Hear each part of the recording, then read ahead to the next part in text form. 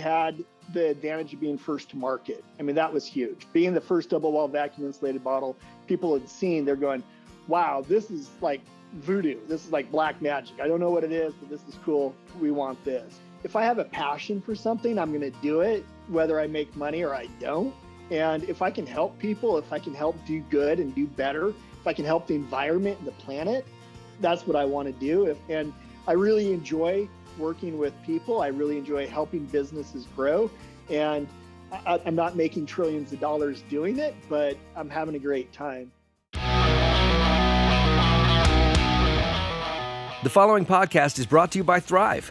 Manage, run, and grow your business all from one dashboard using one login. Small business runs better on Thryv.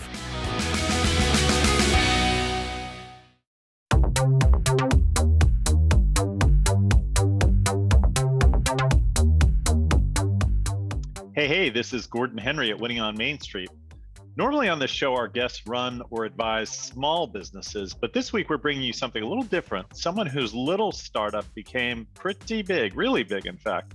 Have you ever seen the Hydro Flask? It's the water bottle that's pretty much everywhere. It's particularly become a phenomenon with millennials, Gen Z, and college kids. Our guest, Travis Rosbach, is the inventor of the Hydro Flask.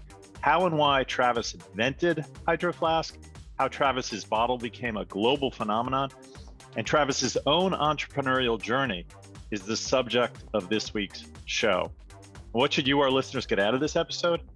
You know, just about every great business idea starts with solving some problem. Let's listen to how Travis spotted and solved a problem and where it led and how that approach might help you in your business. The show is brought to you by Thryv. Small business runs better on Thryv. So Travis, welcome to the show. Thank you, Gordon. Thanks for having me. Yeah, super excited to have you. And I'd love for you to just start kind of at the beginning of your journey. Where did you grow up? What were you like as a kid? And why were you interested in making this bottle? Yeah, let me start out by saying I'm missing a tooth. I smashed my face on a rock, broke some bones, and it's 5 weeks before my dentist can get me in. So I'm a little bit mumbly, but I'm gonna do my best with sans tooth. So yeah, Travis Rosbach. I was born in Salem, Oregon, and I met my dad when I was about 14. He lived in St. Croix, the U.S. Virgin Islands. He actually still lives there. And so I went down to the Virgin Islands and started scuba diving. He owns multiple scuba diving shops, Cane Bay Dive Shop, and started scuba diving and hanging out in the Virgin Islands at about 14, kind of went back and forth, Salem and St. Croix, St. Thomas, St. John, Puerto Rico, growing up. And as soon as I graduated South Salem High School, I was on my way back home to the Virgin Islands, where I became a dive instructor, dive master, later went on to get my 50-ton U.S. Merchant Marine captain's license, boat captain's license, and did that for a lot of years and traveled all over the world, boat captaining, scuba diving, just traveling for the heck of it in the off seasons, predominantly in the summers. And then one day I was on this yacht. I decided to quit, and long story there, but decided to become an airline pilot and fly seaplanes. And so came back home to Salem, started flying. September 11 happened, got grounded, had to, kind of reevaluate, came over to Central Oregon to start rock climbing, ended up finishing my pilots, all the certificates, airline transport pilot, all that. Went back home to the Virgin Islands and started flying for the seaplane airlines, Seaborne Airlines. Did that for quite a while, and then started to kind of get bored, a little bit of island fever. So moved to Florida and started flying jet charters, predominantly Lears, Falcons, Hawkers, things like that, big jets all over the country and kind of international. Did that for quite a while, but I always really wanted to be an entrepreneur. I always wanted to own a business. I didn't really know the word entrepreneur, but I really knew I wanted to be a businessman. I wanted to own businesses. So moved to Bend, Oregon. I had a girlfriend at the time, and we started a fence company building wooden fences. I had no idea how to do fences, but did quite well building fences and hiring people really who knew how to build fences way better than I ever could. Did that, and after a while, I got really cold. The ice and snow and digging in lava rock got kind of old. And so took off to Oahu, started a sign, screen printing, and embroidery kind of an agency, Oahu Signs and Screen Printing, and did very well with that. And then one day, it just kind of like hit me that like something happened. Sure enough, 2008 had kicked in, 2009 had reached the Hawaiian Islands. Recession. And yep. And it took a little longer to reach Hawaii because people had booked out their vacations 6 months or a year in advance. And so they still had those obligations. But I knew that things were going to be different. And then one day I was just thirsty. I was downtown Honolulu running some errands, and I wanted to get a reusable water bottle, and went into the sporting goods store. There were no water bottles on the shelf. The guy said that due to this new thing that came out in Europe, and the owner was French, and she found this stuff called BPA. They weren't really sure what it was, but long story short, nobody was going to fill up the wall with water bottles. And it hit me in the back of the head, Gordon. It came out my mouth. I will do that. And then I started Hydro Flask. Wow. So that's quite a story. So lots of people have ideas or observations, many of us all day long, oh, that would be a great idea for a company, or that would be a great idea for a product. But you were really motivated to follow through and create this new thing. Why do you think you were so motivated? Was it your environmental consciousness? A little bit, yes. I mean, I would say it was a little bit of all of everything. We were living in Wailua, right on the beach. And at first, cleaning up the plastic and the garbage was kind of fun. I felt like this, I'm an Oregonian in Hawaii cleaning up the beach. And I felt like an environmental warrior type thing. But it didn't end. It just kept coming. And we had to fill up these garbage bags and then put them out with the garbage. And then we're paying like $15 a bag. And then it got really expensive to clean up the beach. And it just kind of lost its pizzazz. And yet I grew up scuba diving all over the place, watching the coral bleaching and the lionfish and then the plastic and just all these different hurricanes come through, and the before and the after and the deering process. So spending so much time under and on top of the water, I was very conscious of that. Right. But when it hit me in the back of the head, it was just like I actually physically saw the future. And I'd asked the employee, I said, who's going to fill up this wall? And he said, nobody, there's nobody else. And it hit me and it came out, I will do that. And he laughed at me. And at that juxtaposition, I hope I pronounced that right. I saw the future. I saw about 10 years in the future, and I was on stage talking about a pretty highly successful international water bottle company. And then as I went back to the sign shop to ask the employees, like, where do I buy a water bottle? Who's making water bottles? Surely somebody's got to be making a good enough water bottle. I found that there were two competitors. One was aluminum, and they had BPA. The other one was single wall.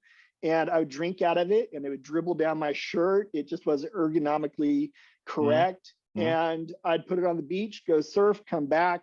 It would be too hot to drink. I'd go hike up Mount Bachelor, get to the top, my water was frozen. I couldn't drink it. Like, why carry extra weight if you can't use it?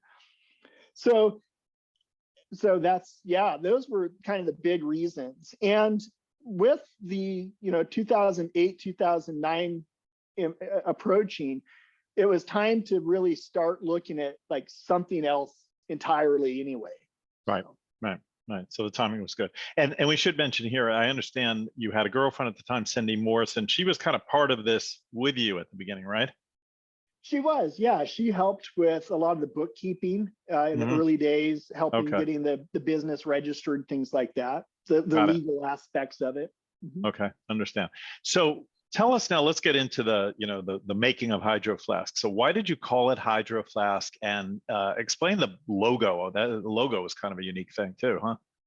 Yeah. So with the when I had to go to China, and it was a tremendous amount of work just to find a factory that would actually agree to this crazy idea of doing a double wall vacuum insulated water bottle. Nothing really existed at that point. in the everyday carry market or even in the water bottle market in America.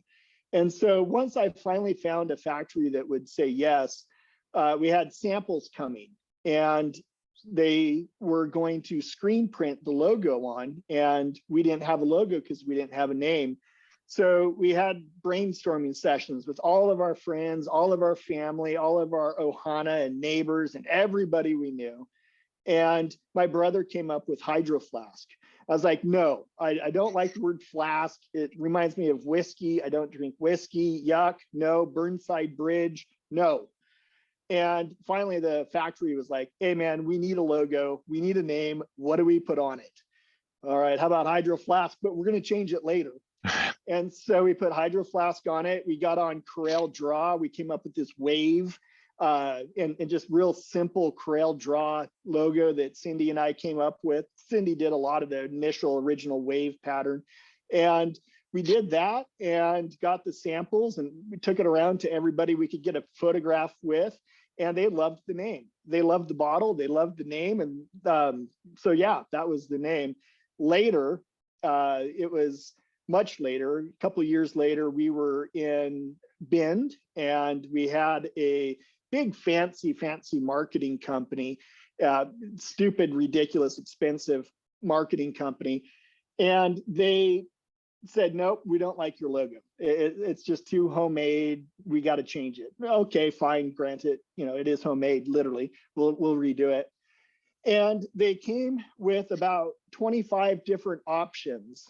And at the bottom of the options, it said a website. And I thought, I wonder what that website is. And so I said, no, I don't like any of these, go back to the drawing board. I look up the website, and it was a crowd-funded website where not crowdfunded, but it was like, it was a maker's website where graphic designers, 99 designs. And so at that, we fired the marketing company and brought in, with the money we saved, brought in our first graphic designer, Alice Drobna. And she and I sat down and started drawing. And after about a week of working back and forth, that was her very first project, was come up with the new logo. Cool. Got it. So at this point, you've got this like young growing company. You didn't have much of a business background from what I understand. How did you go about achieving the growth, and how did you, as a kind of non-business background person, manage the growth? Yeah, well, I'd been reading business books. I inherited a fairly good sized bookshelf of business books, Brian Tracy, Jim Rohn's, and Zig Ziglar, negotiation, sales, marketing books when I was about 12. So I grew up reading all these books. I had worked in my dad's dive shops where it wasn't really Brian Tracy's like philosophies. It was the Wild West. I mean, we were getting shot at and robbed, and it was crazy, but it was still business. And so I kind of got to learn that, and I got to learn sort of the yin and yang of business. And then with the fence company, it was very successful. We did really well with the fence company, a lot of guerrilla marketing and things like that. When we got to the sign company, it really turned into a bit of an agency. So we got to work with some of the top brands on Oahu and some in Maui as well, a couple from the Big Island. And so I got to really learn what the big companies were doing and what the small companies were doing, and seeing why are the small companies small, why are the big companies big, and how do we sort of do guerrilla marketing, and how do we do brand awareness as cheaply as possible because we have as little money as we had. And so a big part of it, Gordon, was that we had the advantage of being first to market. I mean, that was huge. Being the first double wall vacuum insulated bottle people had seen, they're going, wow, this is like voodoo. This is like black magic. I don't know what it is, but this is cool. We want this. And so that really helped a lot. But guerrilla marketing was definitely a close second. Cool. So the company grows, and at some point you eventually sold the company. So take us through that process. How did you decide, hey, maybe I've had enough, I'm thinking about selling, or I'm ready to sell? And then how did the sale come about? Yeah, well, so my goal was always just to have the best water bottle. I wanted the best and the largest water bottle company. And So, I mean, those were my goals. I mean, that for me, that was as good as it got. As soon as I knew that we had the largest water bottle company and the best quality and the best value, the best price and the best brand, I was happy. And I mean, it took a lot of years to get to that point until we were finally internationally recognized and being sold in all of the major retailers all across the world, really. And it was a lot of fun. I really enjoyed opening up REI and Dick's and Cabela's and Whole Foods and all of these places where I'd kind of grown up looking at these sporting good and outdoor stores and healthy, crunchy granola stores and seeing these products on the shelves. And then all of a sudden having a Hydro Flask there it was really, really rewarding. And I got to the point where my brother had just died. I'd just gotten married. I was traveling a lot. I was either at the factory, living at the factory, working 24/7 around the clock for months on end in different parts of China. Or I was in New York for meetings or Texas for meetings or in London. And I got to the point where I just kind of got burnt out and it felt like the season had changed and I was just ready for my next adventure. I don't want to say easy, but it got easier. And I found myself spending more time inside my office or inside an airplane or inside a hotel room. And I wasn't able to, the growth had happened. And that's what I really enjoy. I enjoy the growth phase of businesses. But once it's big, I got kind of bored. And so we had grown so quickly that we needed extra capital. We were doing, 40 to 80,000 bottles a month, and which is expensive. I mean, you got to pay for those bottles up front, product up front, really. And so we brought in an investor, and it was just really serendipitous. We needed money. An investor walked right through the front door. He gave us a check, and boom, we kept running. And so after a while working with him, he sort of showed me the big corporate playbook of what it's going to take to really go, corporate. And I had no interest. I wanted nothing to do with that. So I exited. Right. So was it an individual investor or was it more like a PE firm it was like an individual? And what was it was both. It was an individual who had originally come in, but he was with a firm, and then they brought on additional, and then after I sold, they brought in even more. Right. And What did the company sell for? Are you able to tell us that? No, it went on. It was in the newspaper. It sold later for $200 million. That was the second sale, right? That was after Correct. he sold. Okay, so he bought it from you for, I guess, an undisclosed price. And then, and can you say what was the company's revenues at the time you sold? Do you remember roughly what you were doing? I don't. Okay. We had a really great CFO, and okay. I think more in numbers of bottles than I do in numbers. And that was like 40 to 80,000, you said? Yeah, we were bringing in 40,000 just for ourselves, and then we were also shipping 40-foot shipping containers all over the planet, and a 40-foot shipping container is 40,000 bottles. Okay. So we were doing 80 to 120,000 a month bottles. Right. And at retail, these bottles were selling for what, $10, $15? No, they were 30, 35, 30 40. bucks, $30. Mm-hmm. Okay. So $30. So, okay. So and we had multiple sizes. I mean, there's everything from the 10 ounce to we had the growler at 64 ounce and working on the 1 gallon.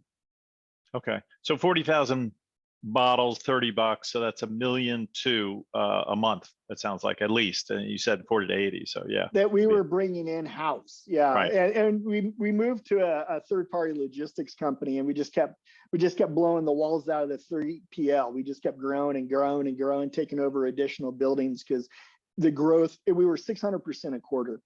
Okay. And then, so you exit out, new investor comes in, and you said they grew it up to 200 million. That occurred over about another, how long was that? Roughly a decade or a little less? No, it was about 4 years. Oh, you sold in what was the year you sold? Was I think it was 12 or 13. And 4 years later, they sold it for 200. Mm-hmm. And what did they do anything new during those 4 years other than just a lot more distribution, I guess? They injected a lot of capital. Right. That was the big thing. I talked to the investor later, and the biggest thing they did is inject capital. They in the form of inventory. They grew their inventory. They flattened the logo. They took the original logo that Alice and I had come up with, and they sort of ran it over with the steamroller, which I completely agree with. I think it's easier to read on a billboard if it's more of a flattened image. And other than changing that, I also had a lot of like my playbook that I had left behind. And so they might have come out with a couple of my designs, but I don't even know that they did that. I don't honestly know. Right. And then the new buyer comes in, who I understand it's a company called Helen of Troy, and they took the company and obviously continued to grow it. Now, when did the company, in reading about the growth and the success the company has had, some people say that it became sort of this college phenomenon more in the latter years, or I guess, when would you say that really happened? When it became kind of this brand where everybody recognized it? Was it back when you had it, or did that happen later on? Well, I mean, we were in all of the retail stores that you can imagine when I had it. We were at all the trade shows. We were all over the TV. We had all kinds of celebrities, and or the early days of influencers and the later days of influencers were drinking out of the bottle. So yeah, what I think would say one of the big poppy moments was the VSCO girls, and say that again. VSCO. How do you? VSCO, VISCO. Yeah. Right. And who are the VSCO girls? Yeah, so come to find out, it was an app. It was sort of an early like Instagram type app or Snapchat type app, I believe. Okay. And I think it actually got acquired by Instagram, Mark, whoever. And so the VSCO girls had like everyday accessories they had to keep on them, and like, bright colored everything.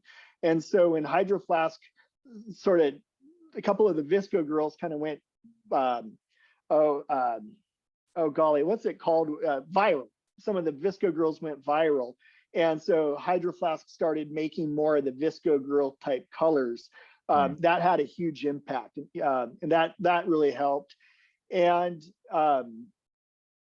yeah, so that was big. The VSCO girls really helped. And then of course, nowadays people are saying, oh no, I don't like Hydro Flask because I'm not a VSCO girl. So, it's always a catch-22. Got it. So you've moved on, and now you've got something called the Tumalo Group, right? I don't know if I'm pronouncing that exactly right. Tell us, Tumalo. So what is the Tumalo Group? Well, what I do now, I had a lot of people asking me, like, how do I grow my business? How do I find factories? And typically finding a factory is very critical. I mean, you can have a wonderful brand and a great business plan, but until you have a good factory to make your product, it can be very difficult. So I had a very good, robust Rolodex of factories, and a lot of them were in China, and that's just kind of where everything has come from for the last few number of years. And now we're moving into the United States more and more, which is really exciting. I really enjoy working with American factories. It can be very difficult, especially with startups, but again, it just goes back to the Rolodex. Got it. Cool. And I understand, you've got some other things going on besides this consulting or advising of people. Obviously, you mentioned you're a pilot. You're also, I think you do mentoring, some SCORE mentoring for the small business group.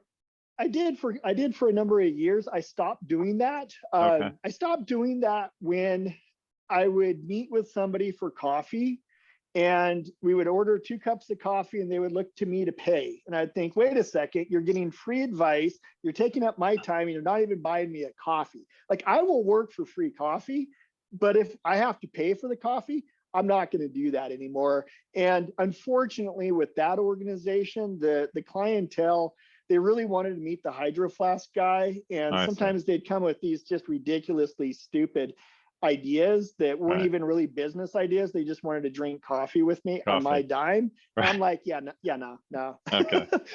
So no more paying for coffee. Yeah, no, no. So I still do a lot of talking and speaking Right. at universities and different organizations, but I'm not footing the bill as much as I used to. Got it.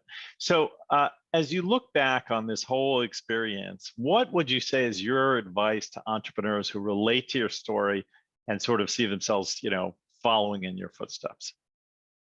I think I think that with all of my businesses and all of the success that we've had in the business, a lot of it comes down to I always from even day one thought about ourselves as way bigger and more internationally recognized than we really were.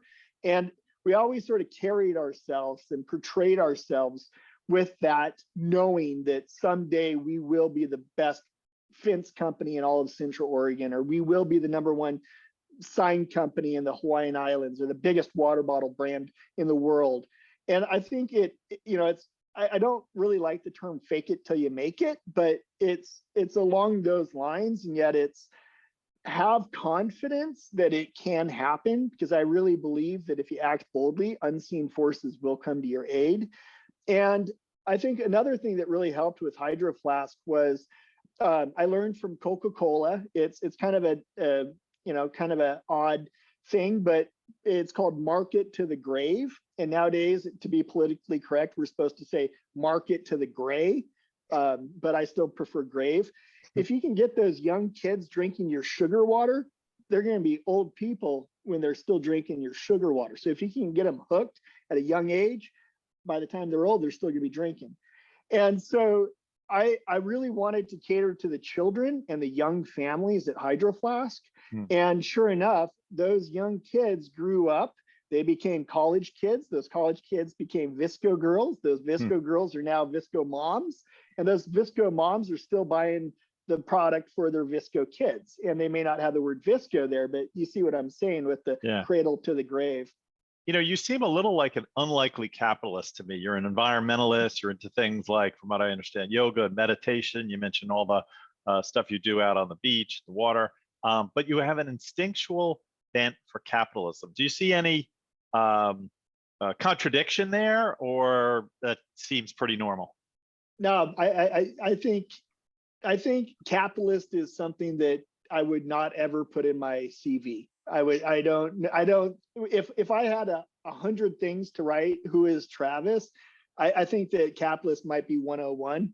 I really, if I have a passion for something, I'm going to do it, whether I make money or I don't. And if I can help people, if I can help do good and do better, if I can help the environment and the planet, that's what I want to do. And I really enjoy working with people. I really enjoy helping businesses grow. And I'm not making trillions of dollars doing it, but I'm having a great time. Sounds good. And what's next for Travis? Tumalo Group is obviously a thing now. Where are you going to be spending your time in the next few years? Well, I have a fair bit of property, and I really love chainsawing. I have a bunch of juniper trees that are a non-native species here in Central Oregon. So every time I cut down a juniper, 2 ponderosas grow. And I enjoy chainsawing trees and using multiple sized vehicles to move dirt and boulders and rocks and stuff like that.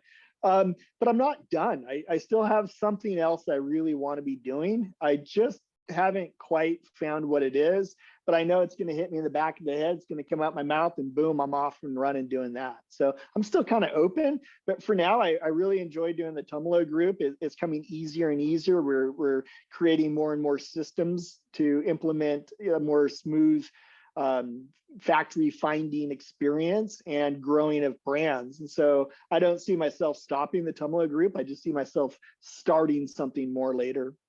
Terrific.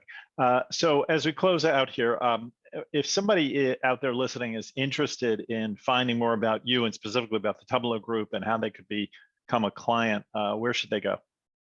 TumalogRoup.com, TUMALOGROUP. It's not the best website, but I keep it sort of intentionally minimalistic, because Travis at Tumalo Group, info at TumalogRoup.com. And I'm on LinkedIn a little bit, and every once in a while I check that as well. Okay, awesome. Well, Travis, I want to thank you so much for coming on the show. Great to have you here and listen to your story. Thank you, Gordon, for having me. It's been great. Yeah. And I want to thank our producer, Tim Alleman, coordinators, DeEtte Barnett and Daniel Huddleston. And if you enjoyed this podcast, please tell your colleagues, friends, and family to subscribe. And please leave us a 5-star review. We'd really appreciate it. Helps us in the rankings. Small business runs better at Thryv. Get a free demo at thryv.com. Until next time, make it a great week.